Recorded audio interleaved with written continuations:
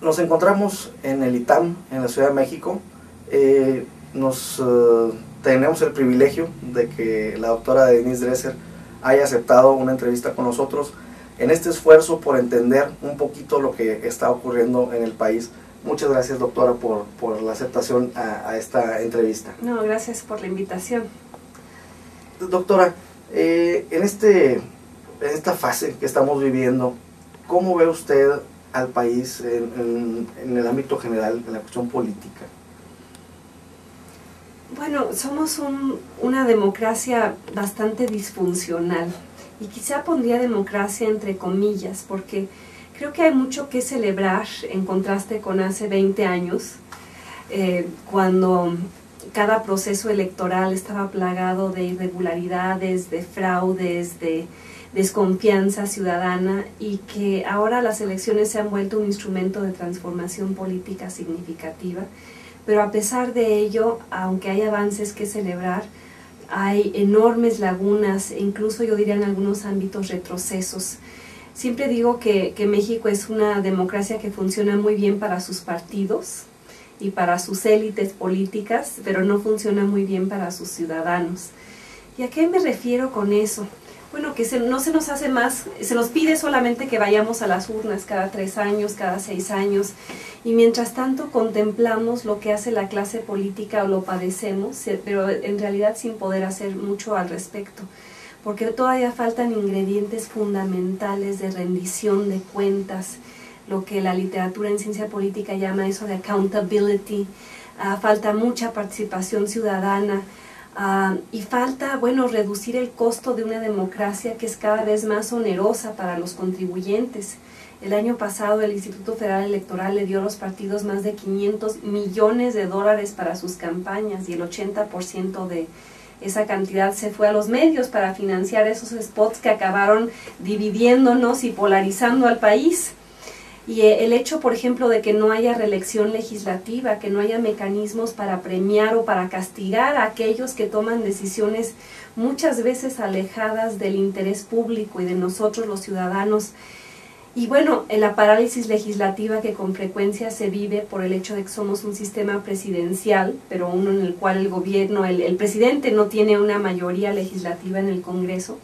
Y eso llevó a 6 años del sexenio de Vicente Fox a que no hubiera ningún acuerdo, no hubiera ninguna reforma estructural pendiente, y si no se hace una remodelación profunda del andamiaje institucional, creo que vamos a seguirnos tropezando con la misma piedra, con estas, digamos, 3 o 4 piedras de las que he hablado en este momento, que hacen que la democracia mexicana todavía diste de ser algo que funcione bien a fondo, que sea representativa, que rinda cuentas, que no sea tan costosa, que no produzca parálisis legislativa, que lleve a que la ciudadanía está aquí, la clase política está acá, y quienes están acá hacen básicamente lo que se les da la gana. En este sentido, ¿cómo ve usted la participación ciudadana? Nos comentaba que venía precisamente de algunas luchas, entre ellas por la reducción del 50% en los gastos electorales y la torre del Bicentenario. ¿Cómo usted ve esta participación que parece a veces incipiente, parece a veces comparado con una época anterior, parece que sí hay un avance? ¿Cómo ve usted esta participación ciudadana? ¿Podrá ser un factor real de cambio? No, debe serlo. Y en el pasado en ocasiones lo ha sido. Organizaciones como Alianza Cívica jugaron un papel, yo diría, fundamental en las primeras reformas electorales de los 90s, que nivelaron el terreno de juego entre los partidos, cuando empezaron a exigir elecciones limpias, casillas cerradas, tinta indeleble, credencialización, padrón confiable. Todas esas son demandas ciudadanas y tuvieron un impacto muy importante sobre las reformas institucionales que transformaron por lo menos la ruta electoral de México. Pero yo creo que se perdió parte de esa energía ciudadana en el sexenio de Vicente Fox, porque cuando ganó Fox, muchos de los que habían estado en la oposición, luchando contra el autoritarismo, contra el PRI, pensaron: ya ganamos, ya la hicimos, ya sacamos al PRI de los pinos, y dieron un suspiro de alivio, sin entender que la victoria de Vicente Fox era una batalla más de las muchas que faltan por librar en México y que de hecho alguien por quienes muchos votaron, incluyéndome, con un sentido de esperanza y de renovación, después vimos truncadas nuestras expectativas por un gobierno que en lugar de eliminar a las tepocatas, a las víboras prietas, a las alimañas a las que se refería, se acurrucó con ellas y en lugar de promover cambios sustanciales administró la inercia y usó la popularidad como instrumento de gobernabilidad. Y eso creo que dejó huérfanos a muchos ciudadanos que después, ante una elección tan difícil como lo fue la del 2006, se unieron a un bando o a otro, o quedaron políticamente desamparados en tierra de nadie, no sintiéndose representados por nadie. Y creo que lo que habría que entender la ciudadanía es que la construcción de la democracia en México va mucho más allá de apoyar a una persona, a un candidato, a un partido, a ser de izquierda o derecha, a ser perredista o ser panista, sino que entraña centrarse en lo que falta por hacer, que nos atañe a todos más allá de una afiliación partidista.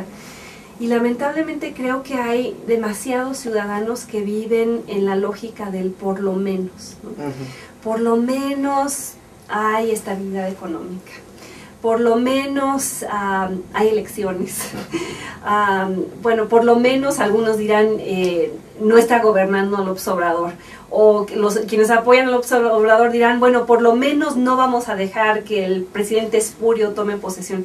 Cuando esas no deberían ser las demandas ciudadanas, o sea, que las demandas ciudadanas deben trascender la partidización y abocarse en pelear por todo aquello que haga más profunda, más real, más equitativa, más representativa la democracia mexicana. Y entrañan una larga lista de cambios, desde la reducción del financiamiento público a los partidos hasta la reelección legislativa, la representación de género, la lucha contra la violencia doméstica, los juicios orales, seguir presionando al gobierno para que reforme la ley de radio y televisión, la lucha contra los monopolios, tanto públicos como privados, la lucha contra la corrupción sindical.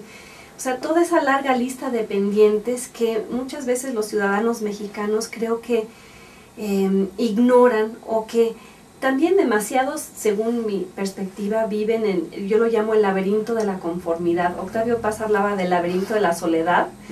Yo creo que demasiados mexicanos habitan el laberinto de la conformidad, ¿no? Y comparan al país hacia abajo. Bueno, por lo menos no somos Bolivia, por lo menos tenemos un nivel educativo mejor que el de Perú. Cuando, o sea, al colocar la barra al ras del suelo, esto va a entrañar que el país siga viviendo aplastado por ella. O sea, hay que elevar los estándares, hay que compararnos con países que nos están ganando la carrera, tanto en términos de competitividad como de educación de sus ciudadanos, como de inversión en capital humano.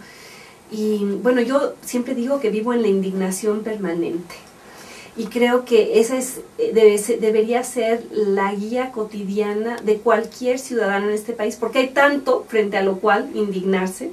Y yo me acuesto todas las noches con la pregunta de: Denise Dresser, ¿qué hiciste hoy por tu país? Y me acuesto tranquila, si hice algo. Hoy por lo menos ya cumplí con mi cuota al movilizar a los vecinos en contra de la Torre del Bicentenario y en aceptar esta invitación, por ejemplo, de Alianza Cívica a presentar su campaña de ya bájenle el presupuesto a los partidos políticos, ¿no? Pero ojalá que cada uno de quienes me están viendo se hicieran esa pregunta por las noches y tuvieran una buena respuesta al final del día, ¿no?